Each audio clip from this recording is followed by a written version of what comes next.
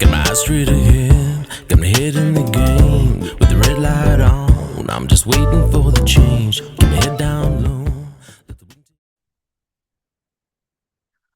Hey, Jay Fallon, thanks for listening to the Slippery Slope. So, I saw this story come up. Big shout out to my brother for sending it to me, actually. But just shaking my head when I'm reading the story, and it's not because it's the narrative here is the racism within the story, but I think reading it, I wonder how in this day and age we still have people who are in this position of authority, and yet they seem to lack any kind of empathy with someone who's in a bad situation, who's in a hard situation. Now, I get sometimes you're tired, you're frustrated, and things are going wrong. But surely, in this day and age, you realize, hey, I'm getting recorded. Things will get recorded. Everything ends up finding its way back to someone else.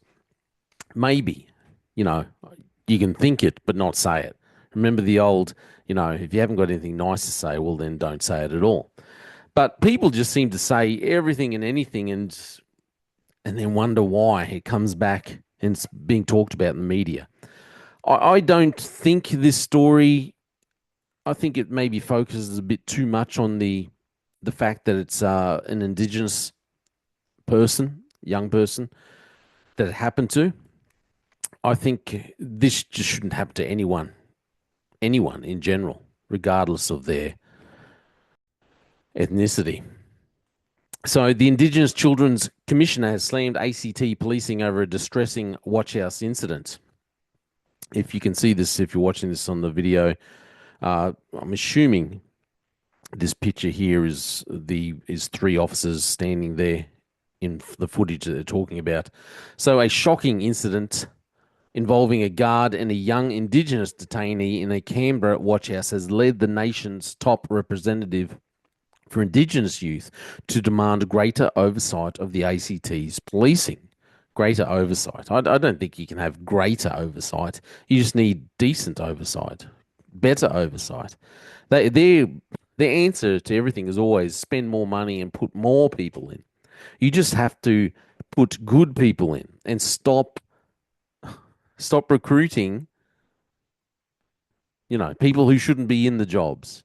Recruit the right people, for crying out loud, and stop worrying about diversity and equity and that kind of thing. So, in CCTV footage played during a recent ACT Supreme Court hearing, a watch house officer can be heard asking 17-year-old whether he was thinking of necking himself during his intake interview. So, the teenager denied having any such thoughts. The sergeant replied, wouldn't have the guts to do it anyway. I read that and I thought, you know what, it's just this person, you must lack any empathy if that's what you're thinking. I don't understand if that's the way you think. I get it. You've got someone there in the watch house. They mightn't be the nicest person, whatever, but they've gotten themselves in a terrible situation. Saying something wouldn't have the guts to do it anyway. That's just, I don't know how you can goad someone like that anyway. So the Commissioner for Aboriginal and Torres Strait Islander Children and Young People, Vanessa Turnbull Roberts, said the incident amounted to abhorrent misconduct in the context of the horrifying and ongoing epidemic of Aboriginal deaths in custody in this jurisdiction and across Australia. This comment can be seen as a deliberate incitement to an Aboriginal child to end his life, she said in a statement. What is even more horrific is the young person is a survivor of forcible removal. The police interrogation used against this young person by police is shameful. The CCTV footage shows other officers smirking at their colleagues' goading comments, which included jibes at the teenager's history of being placed in care. So when asked in the same interview whether he had parents, the teen replied, nah. No parents, the sergeant replied. You just magically appeared on the face of the earth. Just, in you can see it. The teenager's just sitting there going, thinking, well, no, I don't have any parents here with me, or no one standing in the corner, no one, who's being an advocate for me, no one is fighting for me. So no, I don't have parents. But, that's not the way the sergeant, obviously thinking, just trying to be sarcastic or a bit of a nasty person. So a children's court had earlier heard distressing details of the youth's traumatic experience in foster homes where stuff happened, which shouldn't happen to a kid. More footage shows officers later pinning the teenager down in his cell and leaving him handcuffed there for 45 minutes. Ms. Turnbull Roberts condemned the officers' actions. The state inflicted trauma would have been compounded by the subsequent unnecessary use of force, and then leaving this young person alone, handcuffed and distressed in his cell, where he would have known that there was not a single person in that police station who cared about whether he lived or died, she said. The presiding judge in the ACT Supreme Court hearing, Justice Louise Taylor, referred the footage to the Territory's chief police officer. Ms. Turnbull Roberts also independently brought the incident to the attention of the Ombudsman in December last year. It was apparently then referred to the Australian Federal Police, and it seems that nothing has yet been done. This inaction shows how designed and broken the system is and how it is failing the ACT Aboriginal and Torres Strait Islander community. So, yeah, the system is broken. And it's also broken because we've had governments, consecutive governments for, I would say, decades, who have not supported, and in some cases have been very anti-family. They do not support a traditional family. So we don't have fathers anymore who feel like they need to or want to. They might want to father a family, as in they might want to just spread their seed around, but they don't feel the need to actually raise children, to look after children, to be a father, to be a husband.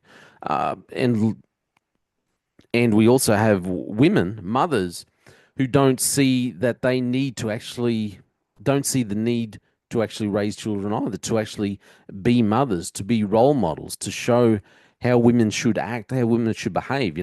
We see so many women who go out and have children and then think, well, I've had a kid, yep, that's all right, and now I can go back out and continue partying again, continue going to the nightclubs, continue hooking up and meeting all these other men and bringing other strange men home. So we've had governments who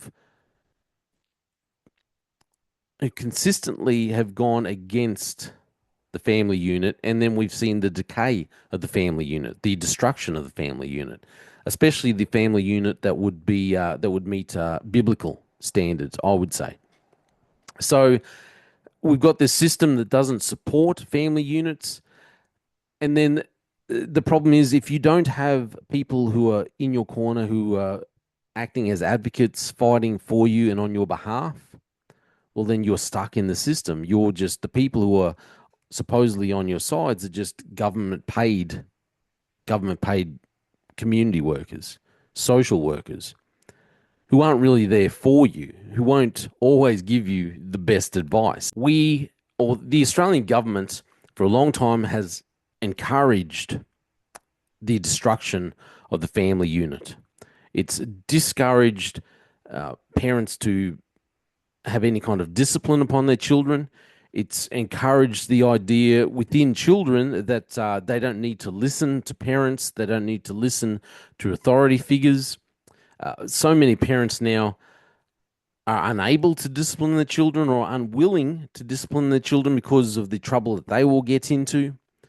And then it really all goes towards pushing children, young people, into the justice system. And then we have the justice system that it favors the wealthy, it favors the educated, it favors the family structure, because if you've got people there to support you, to have your back, you're far more likely to not spend a night in watch house than if you do have someone, than if you don't have someone who will actually come in and be an advocate for you.